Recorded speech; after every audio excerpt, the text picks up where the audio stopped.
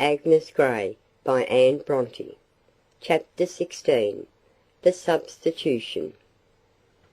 Next Sunday was one of the gloomiest of April days, a day of thick, dark clouds and heavy showers. None of the Murrays were disposed to attend church in the afternoon, excepting Rosalie. She was bent upon going as usual, so she ordered the carriage, and I went with her.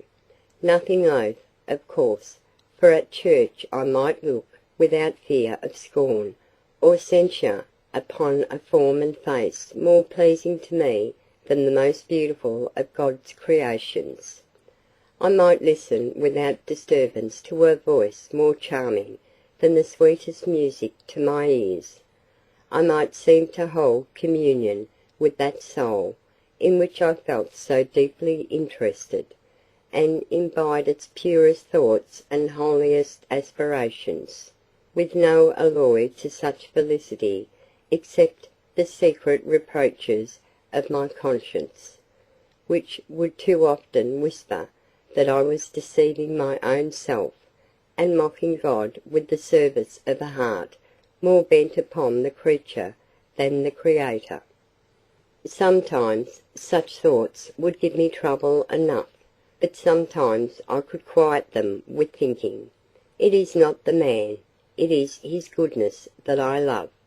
Whatsoever things are pure, whatsoever things are lovely, whatsoever things are honest and of good report, think on these things. We do well to worship God in his works, and I know none of them in which so many of his attributes, so much of his own spirit shines, as in this his faithful servant, whom to know and not to appreciate were obtuse insensibility in me, who have so little else to occupy my heart. Almost immediately after the conclusion of the service, Miss Murray left the church. We had to stand in the porch, for it was raining, and the carriage was not yet come.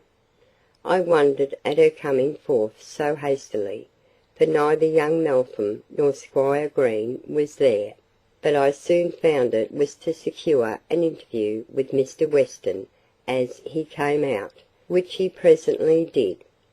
Having saluted us both, he would have passed on, but she detained him, first with observations upon the disagreeable weather, and then with asking if he would be so kind as to come some time tomorrow to see the granddaughter of the old woman who kept the porter's lodge, for the girl was ill of a fever and wished to see him. He promised to do so. "And at what time were you most likely to come, Mr. Weston? The old woman will like to know when to expect you. You know such people think more about having their cottages in order when decent people come to see them than we are apt to suppose." Here was a wonderful instance of consideration from the thoughtless Miss Murray. Mr. Weston named an hour in the morning at which he would endeavour to be there. By this time the carriage was ready, and the footman was waiting, with an open umbrella, to escort Miss Murray through the churchyard.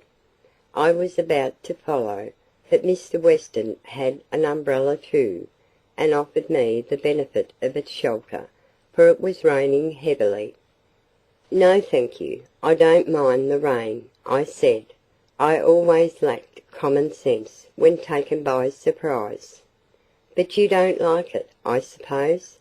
An umbrella will do you no harm at any rate," he replied, with a smile that showed he was not offended, as a man of worse temper or less penetration would have been at such a refusal of his aid.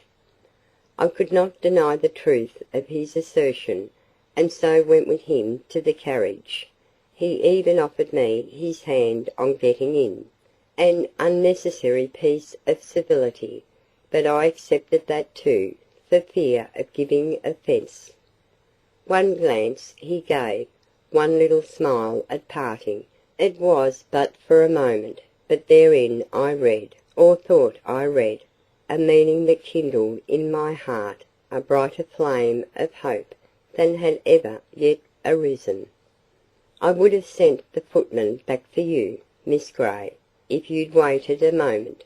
You needn't have taken Mr. Weston's umbrella," observed Rosalie, with a very unamiable cloud upon her pretty face.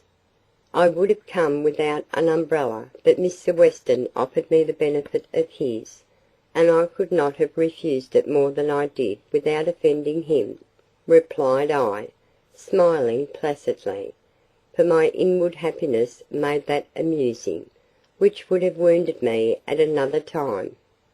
The carriage was now in motion. Miss Murray bent forwards, and looked out of the window as we were passing Mr. Weston. He was pacing homewards along the causeway, and did not turn his head. "Stupid ass!" cried she, throwing herself back again in the seat. "You don't know what you've lost by not looking this way." "What has he lost?" "A bow from me, that would have raised him to the 7th heaven." I made no answer. I saw she was out of humour, and I derived a secret gratification from the fact, not that she was vexed, but that she thought she had reason to be so. It made me think my hopes were not entirely the offspring of my wishes and imagination.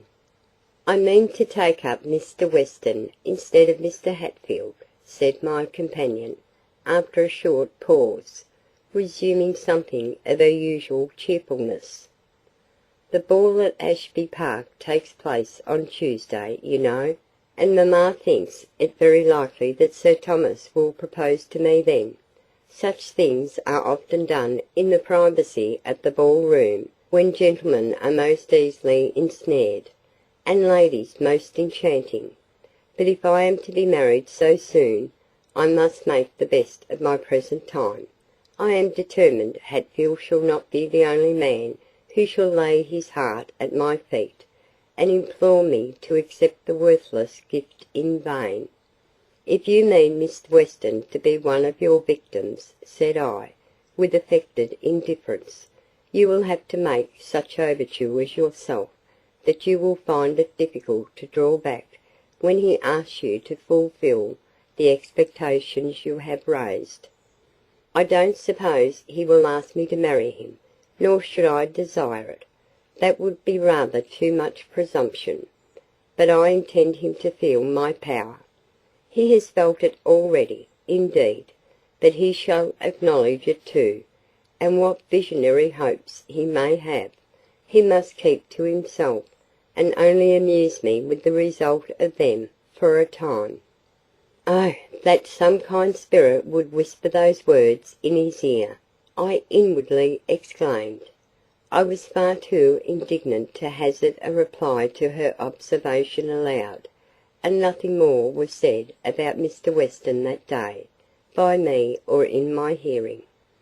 But next morning, soon after breakfast, Miss Murray came into the schoolroom, where her sister was employed at her studies, or rather her lessons, for studies they were not, and said, "Matilda, I want you to take a walk with me about 11 o'clock." "Oh, I can't, Rosalie. I have to give orders about my new bridle and saddle cloth, and speak to the rat-catcher about his dogs.